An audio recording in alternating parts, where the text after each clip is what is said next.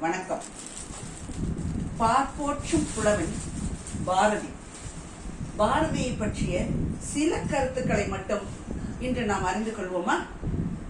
பாரதியின் பிறந்த நாள் 11/12/1882. இப்ப டிசம்பர் நடக்குது இல்லையா? இன்னைக்கு தேதி 9 ஆயிடுச்சு. நாளைக்கு பாரதியாரோட பிறந்த நாளை நம்ம கொண்டாட போறோம். அவருடைய இறந்த நாள் 12/9/1921. மிக குறுகிய காலம், அதாவது 33 வயது வரையும் தான் பாரதி உயிரோடு வாழ்ந்திருக்கான் இப்புவியில்.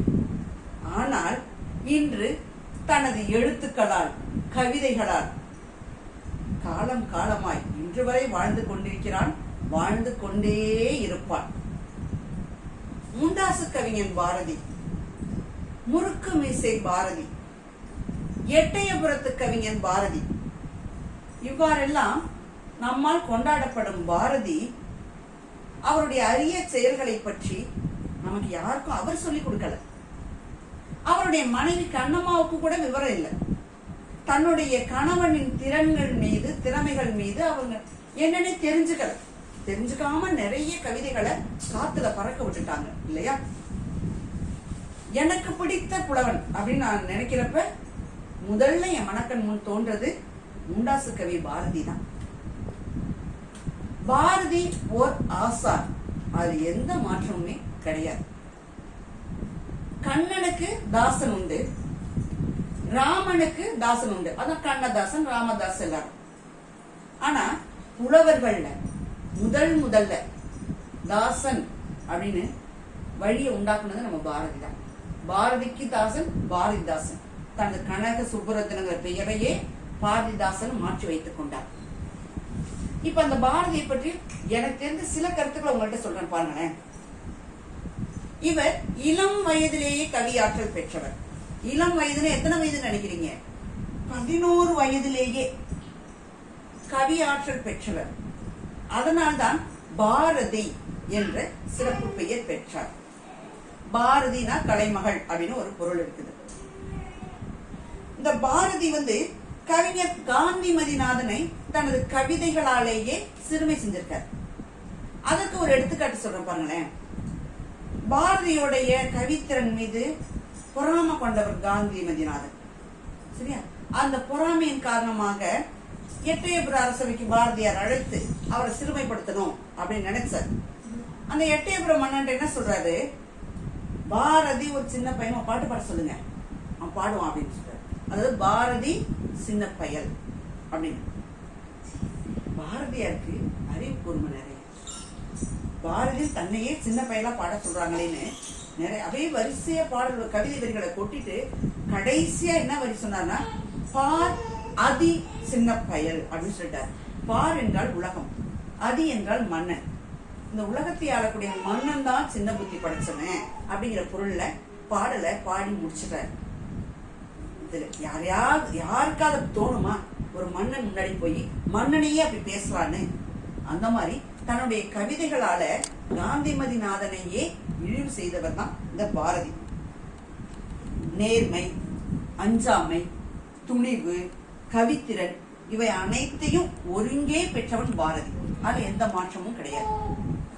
ஆங்கிலேயர் இவர் எழுதக்கூடாது அப்படின்னு சொன்ன நேரத்திலையும் தன்னுடைய பெயர்ல எழுதினாதானே அந்த பிரச்சனையெல்லாம் நம்ம சந்திக்க நேரணும் அப்படின்னு வெவ்வேறு புனைப்பெயர்கள்ல நிறைய எழுதியிருக்காரு.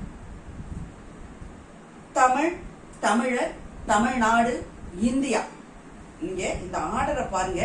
தமிழ், தமிழர், தமிழ்நாடு, இந்தியா, உலகு அப்படின்னு எல்லா இடத்திலையும் தன்னுடைய பார்வையை விசாலமாக்கி அகன்ற பார்வையாக பார்த்தவர் தான் நம்முடைய பாரதியார். இந்த பரம்பரை கவிஞர்களை உண்டாக்கியவன் தான் பாரதி. பாரதிக்கு கீழே நிறைய கவிஞர்கள் பாரதிக்கு நான் அடிமை, பாரதியோட வழிகளை நான் பின்பற்றுவேன் அப்படின்னு சொல்லிட்டு வந்தவங்க ஏராளமானவர்கள் இருக்கிறாங்க. அதே போல யாமறிந்த மொழிகளிலே தமிழ் மொழி போல் இனிதாவது எங்கும் காணோம் என்றான் பாரதி. யாமறிந்த மொழிகளிலே. அப்ப பாரதிக்கு ஏறக்குறைய 18 மொழிகள் தெரியும். அத்தனை மொழிகள் தெரிந்திருந்தாலும் உணர்வுகளை மேலோங்க செய்வது, உண்மையை எடுத்து எம்ப உறுதியாக இருப்பது எல்லாமே தமிழ் மொழி தான். அதை நல்லா தெரிஞ்சுக்கிட்டு யாமறிந்த மொழிகளிலே தமிழ் மொழி போல் இனிதாவது எங்கும் காணோம் அப்படின்னு சொல்லியிருக்காரு. இதை விட பெருமை தாய்மொழி நம்ம தமிழுக்கு வேணுமா? நீங்களே யோசிச்சு பாருங்க. இன்னைக்கு நம்ம தமிழ்ல பேசுனா அவமானம், தமிழ்ல எழுதுனா கெட்டது அப்படின்னு நினைச்சிட்டு வேற்று மொழிய கற்கணும், வேற்று மொழியில எழுதுனாதான் பேசினாதான் நமக்கு பெருமைன்னு நம்ம நினைச்சிட்டு இருக்கோம். அயல் மொழியை கற்றுக்கொள்வதில் எந்த தவறும் கிடையாது. அனைத்து மொழிகளையும் நாம் கற்றுக்கொள்ளலாம். ஆனால் நாம் தாய்மொழி தமிழுக்கு உயிர் கொடுத்து கொண்டே இருக்க வேண்டும். நீங்க தமிழ்ல பேசி பாருங்க, அப்ப நமக்கு எவ்வளவு இனிமையா இருக்குன்னு கேட்கிறவங்களுக்கு அதை விட இனிமையா இருக்கும். அதை நம்ம என்னைக்குமே மறக்க கூடாது. இந்த பாரதி அந்தணர் குலத்துல பிறந்தவர் தான். ஆனா தன்னுடைய பூநூலைய கழட்டி வச்சுட்டு ஜாதியே இல்ல அப்படிங்கிறதுக்காக போராடினவர் தான் இந்த பாரதி. 1000 நுண்டுங்க ஜாதி எனில் அந்நியர் வந்து புகழ் என்ன நீதி. இது ஏன் நாடியா? என் நாட்டுல 1000 ஜாதிகள் இருக்கட்டும், அது எங்க பிரச்சனை? அதற்காக அடுத்த நாட்டுக்காரங்களை கூட நம்ம நாட்டுக்குள்ளார விடலாமா அப்படின்னு கேள்வி கேட்டவர் தான் இந்த பாரதி. ஒன்றுபட்டால் உண்டு வாழ்வே, நம்மில் ஒற்றுமை நீங்கிடின் அனைவருக்கும் தாழ்வே என்று கூறியிருக்கார். எல்லாம் சின்ன நம்ம ஒரு சின்ன கதை சொல்லுவோம்ல குழந்தைங்களுக்கு. அப்பா வந்து குச்சி கட்ட மொத்தமா கொடுத்தாரு, யாராலும் உடைக்க முடியல, தனித்தனியா கொடுத்தா உடஞ்சிருச்சுன்னு. இந்த அண்ணன் தம்பியில ஒற்றுமையா இருக்கிறது ஒரு கதை சொல்லுவோம்ல. அதே போலதான் நம்ம இந்திய நாட்டுல பிறந்திருக்கக்கூடிய நம்ம எல்லாரும் என் நாடு இந்தியா அப்படிங்கிற உணர்வோட இருந்தோம்னா நம்ம நாட்டை யாராலும் வெல்ல முடியாது. அத நம்ம தெரிஞ்சுக்கணும். அதை வலியுறுத்தியவர் தான் பாரதி. வெள்ளிப்பனிமலை மீது உலாவுவோ, அடி மேலை கடல் முழுதும் கப்பல் விடுவோம், பள்ளித்தலம் அனைத்தும் கோயில் செய்குவோம் என்று அந்த காலத்திலேயே பள்ளிக்கூடத்தை கோயிலாக மாற்றியிருக்கார். பள்ளிக்கூடம் கோயிலுக்கு சமம் அப்படின்னு அன்னைக்கே சொல்லியிருக்காரு. ஆனா நம்ம இன்னைக்கு எப்படி நடந்துக்கிறோம் அதை நம்ம சிந்திக்கணும். பாரதியாரோட பாடலை படிச்சுட்டு அது இப்படி சொல்லியிருக்காருன்னு சொல்லிட்டா மட்டும் பத்தாது. பள்ளிக்கூடத்தை நம்ம கோயிலா நினைக்குமா? கோயிலுக்கு போறோமா? கோயிலுக்கும் போறது இல்ல, பள்ளிக்கூடத்துக்கு போனாலும் அது கோயிலா நினைக்கிறது இல்ல. இன்றைய சமுதாயத்தினர், இன்றைய காலத்துல இருக்கக்கூடிய இந்த இளைஞர்கள் என்ன மனநிலையோட இருக்காங்க? பெத்தவங்க குழந்தைங்களை என்ன மனநிலையில வளர்த்துட்டு இருக்கிறோம்?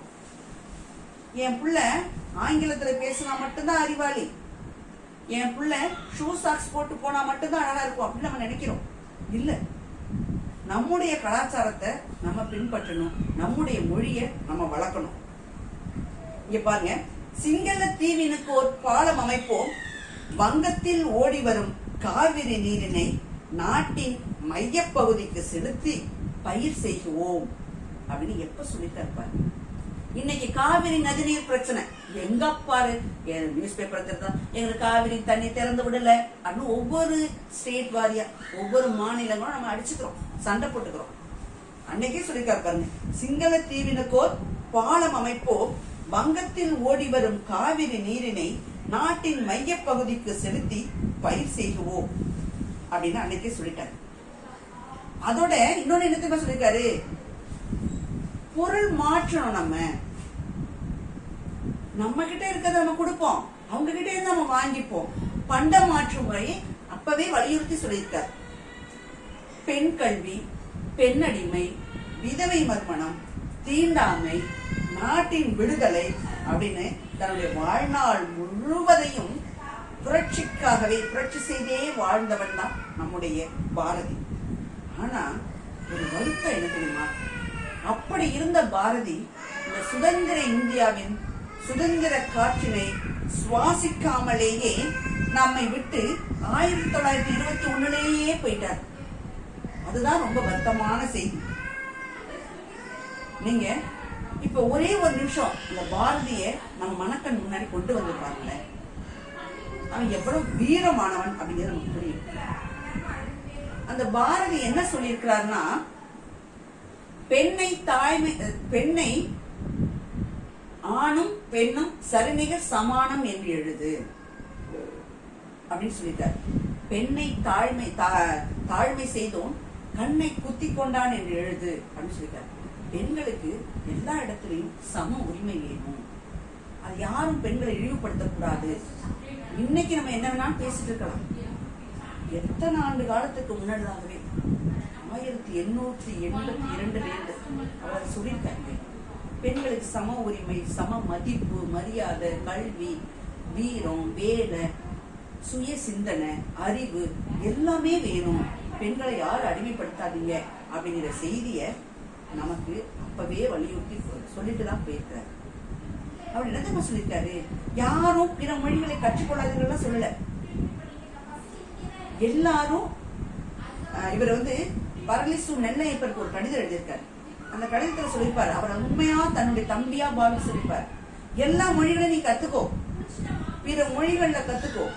ஆனா கத்துக்கிட்டதுக்கு அப்புறமா அங்க இருக்கக்கூடிய சிறந்த கருத்துக்களையும் சிறந்த நூல்களையும் சிறந்த கவிதைகளையும் மொழிபெயர்த்து நம்முடைய தாய்மொழியில மொழிபெயர்த்து நம் நாட்டில் இருக்கக்கூடிய நம் மக்கள் எல்லாரும் கத்துக்கிறதுக்கு கொண்டு வா. இந்த அரிய கருத்துக்களை நமக்கானதாக மாற்று அப்படின்னு தான் கேட்டிருக்காரு. அப்படிப்பட்ட பாரதியின் பிறந்த நாளை நாம் கொண்டாடி மகிழ்வோம். பாரதியின் வழிகளை பின்பற்றுவோம். நன்றி.